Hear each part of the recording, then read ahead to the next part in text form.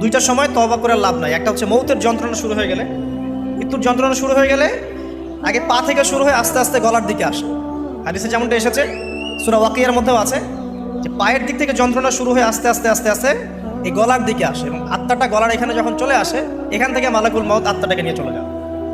এবং চোখ দিয়ে তাকিয়ে থাকে মানুষ, রুহটা চলে গেলে মানুষ চোখ দিয়ে তাকিয়ে থাকে। দেখবেন এই কারণে মৃত ব্যক্তি তাকিয়ে থাকে, চোখ খোলা থাকে। এবং তখন আসমান থেকে সিঁড়ি নামিয়ে দেওয়া হয়, ওই সিঁড়িতে করে আত্মা চলে যাচ্ছে, ও তাকিয়ে দেখে যে আত্মা চলে যাচ্ছে। এবং মানুষ মারা যাওয়ার পরে চোখ জীবিত থাকে অনেকক্ষণ।